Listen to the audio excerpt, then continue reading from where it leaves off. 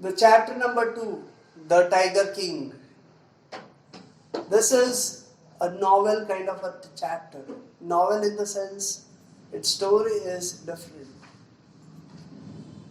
This is a story about a king who existed in the pre-independence era. Though it's a fiction, it sounds like real.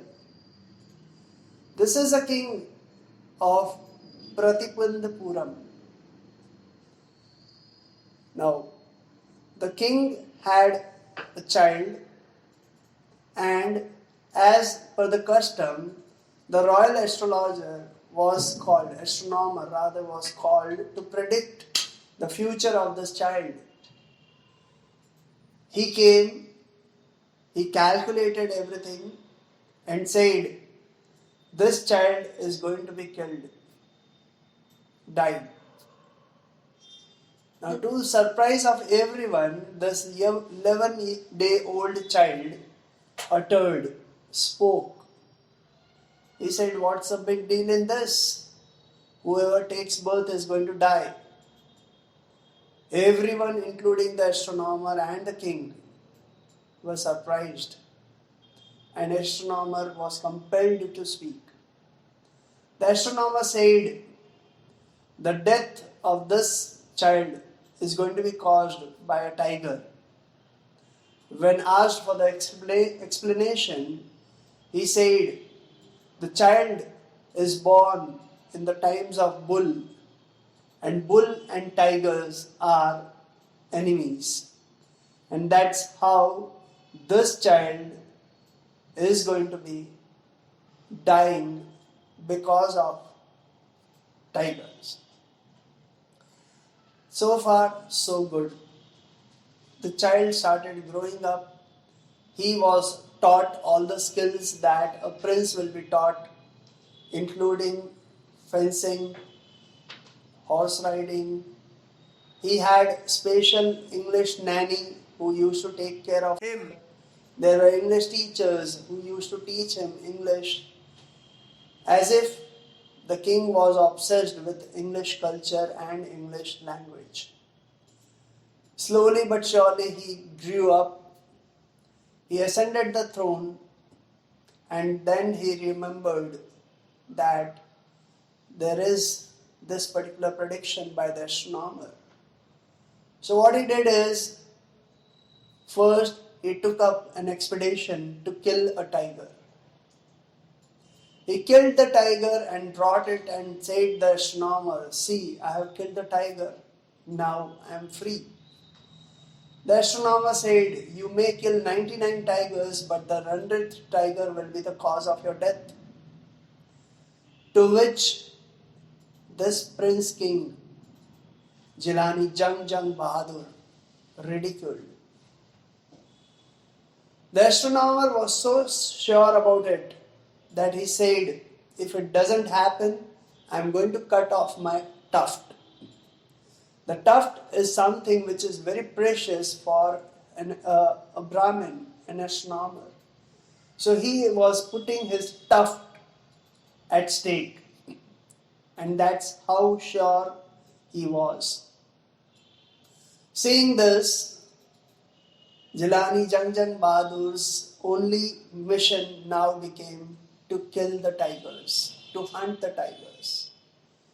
For this, he proclaimed, no one except the king will kill the tiger. In fact, no one should harass the tigers also. If anybody found breaching this particular law, would be severely punished. And that's how his hunting of the tigers began. He was really very brave. At times he was face to face with tigers and still he killed the tiger. So there was no doubt that this king was a very brave one. And killing one tiger after another, he reached about 70. In between, a lot of things happened. Like once a British officer desired to hunt a tiger. Now the king was in a dilemma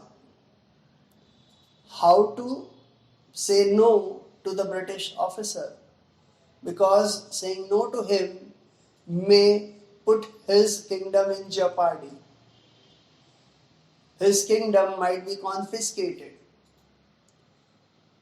He devised a plan, he thought of a plan, and what he did is, using his state treasury, he got 50 rings made from Kolkata, that is erstwhile Calcutta, and got 50 rings of about 3 lakh rupees at that time, arrived at his place.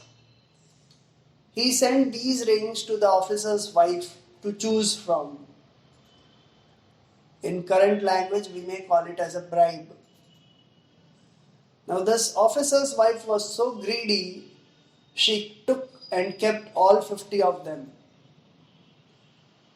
But the king was happy nonetheless. Why? Because he could be spared by the British officer from allowing him to kill the tiger. And that's how he could save one tiger for himself. This is how obsessed he was. His single-minded attention was towards killing the tigers. When he reached the figure of 70, the whole tiger population of his kingdom got exhausted, extinct. Tigers became extinct in his kingdom. He was wondering what to do.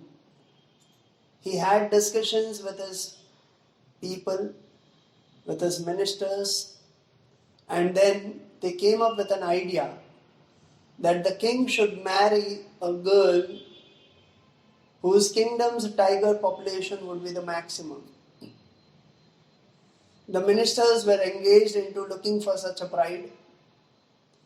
The king found one and he married.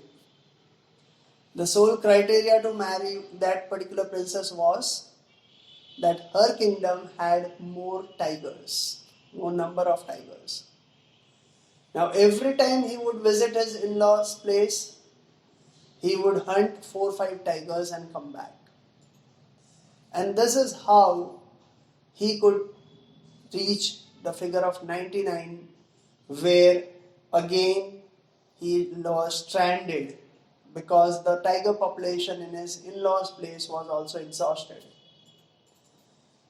Now the king was desperate because only one more tiger was required. He started looking everywhere, but he could not get. He became upset and angry, and he ordered his ministers and all the courtiers to look for the tiger, otherwise they would be severely punished. One of the ministers, he somehow managed to get an old tiger from a zoo. He kept it at his place, and at the opportune time, he disclosed that he has found a tiger. The king was elated.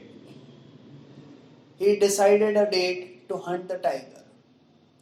The tiger was taken to the place. The king came with all his people and fired a shot. Fortunately or unfortunately, this is the first time he missed his target. And the fire sound from the rifle was so severe for this old tiger that the tiger fainted and collapsed over there. It was misunderstood that the tiger has been killed. Everyone started rejoicing. The king was also very happy that finally he has accomplished his mission.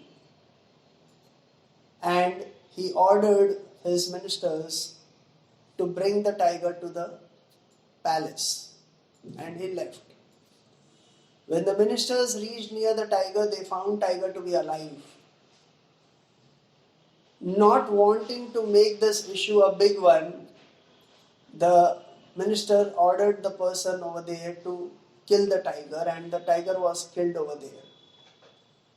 Then the tiger was taken to the palace. The king was very happy. Now he was relaxed that the 100th tiger has been killed. Now, finally, he diverted all his attention towards his kingdom. He started looking into the matters of the kingdom. He started looking into the family also. And then came the birthday of his son. This time he was prepared to celebrate his son's birthday. And for that, he went out in search of some gift that he could offer to his child, his son. He went from shop to shop, but he was not happy with the products over there. Until he went to a shop where, while looking through the things, his eyes stopped at a wooden tiger. He took the tiger in his hand and he admired it, and he asked the shopkeeper about the price. Now the shopkeeper was quite smart, practical. He thought in his mind, if I say the original price of this particular tiger, the king may not like it. So he inflated the price and told the price to the king, and king found it to be worthy. He bought the tiger and he gifted it to his son. Once, while he was playing with his son and his tiger, this tiger was wooden one and it was not properly smoothened. So one of the slivers hit his finger, pierced through his fingers, and he had small bleeding. He didn't pay much attention to it, but next day the poison started spreading through the body. The royal Vaid, the doctors were called. They started treating him. They did everything they could, but unfortunately they could not save that king. And the king died. The 100th tiger had a last laugh. The ministers and everyone, they were in mixed emotions. And it was said, the operation is successful. The king is dead. This chapter talks about the uselessness of rich people who indulge in petty things rather than focusing on the main things. And in the process, they harm the other people who are at their behest. Basically, this is the story of the Tiger King. Thank you.